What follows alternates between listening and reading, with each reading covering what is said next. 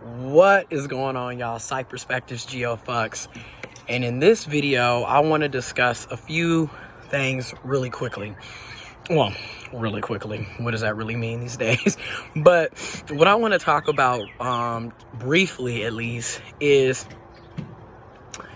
if you have a glow up after you stop dealing with certain people, it's kind of obvious that that person wasn't a good person in your life. Don't you think it's odd that your life improves when you stop hanging out with them? Don't you think it's weird how all of a sudden all of the goals that you had, you're able to accomplish and achieve because you're no longer dealing with a toxic, traumatic, emotionally unavailable, inconsistent, wishy-washy, negative, bad energy, narcissistic person? I just have to say that because a lot of us, when we finally get into that self-care, we're healing, we're in therapy, we're in counseling. Some of us choose to start taking medications. You start reading books. You're doing self-help. You're getting out in nature again. You're working out. You're hanging out with your friends. You're actually getting to life again.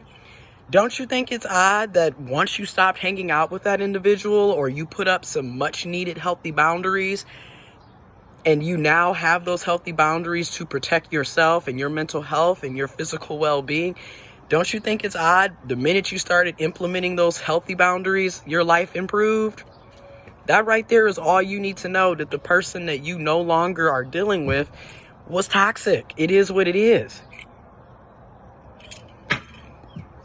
It is what it is. And the reason why I'm making this video is to say, a lot of times people might get sucker punched, if you will, into thinking, well, maybe I should open the door and let that person back into my life. And the answer is hell no. You see, this is a red do-rag. That's a red do-rag. And a lot of times, time will pass by, and a lot of us will be like, well, it's been a couple of weeks. It's been a couple of months. It's been a couple of years.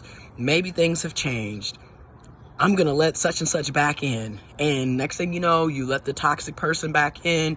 You let the narcissistic, emotionally unavailable, inconsistent, wishy-washy person back in. And you might go through the love bombing stage, where all of a sudden, they have all this time and energy to give you love and support, and all of their attention and focus is on you. And here's the thing, that love bombing stage is only going to last for a little bit, because see, they've already done that with you. That's how they hook, line, and sinkered you into the first fake ass relationship, situationship from hell. Okay.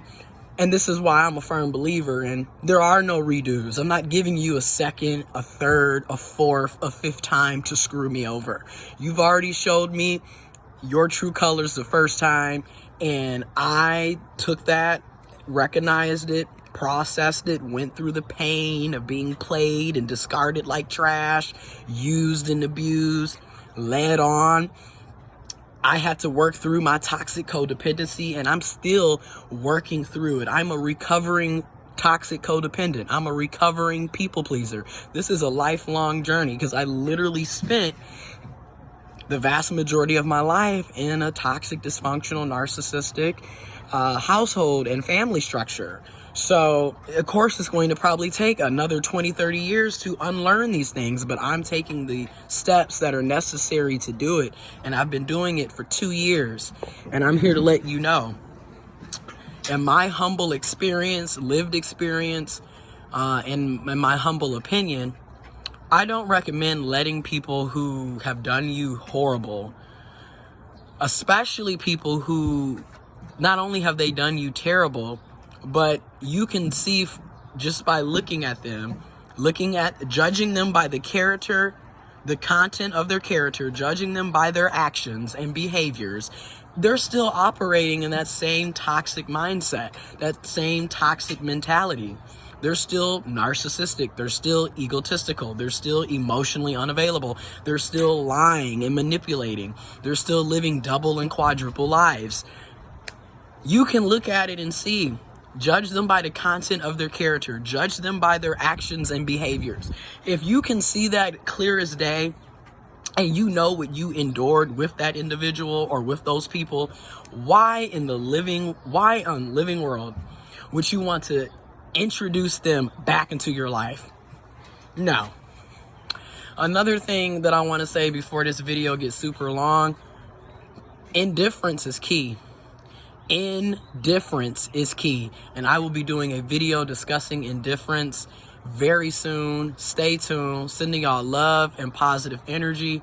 And yeah, the best way to deal with toxic, narcissistic, emotionally unavailable, wishy-washy, inconsistent, dysfunctional people is don't deal with them, okay? But if you just happen to have a person in your life that's like this, I recommend going no contact, hybrid no contact, gray rock, or completely cutting them off and staying no contact. Information about what I just discussed will be in the description box below.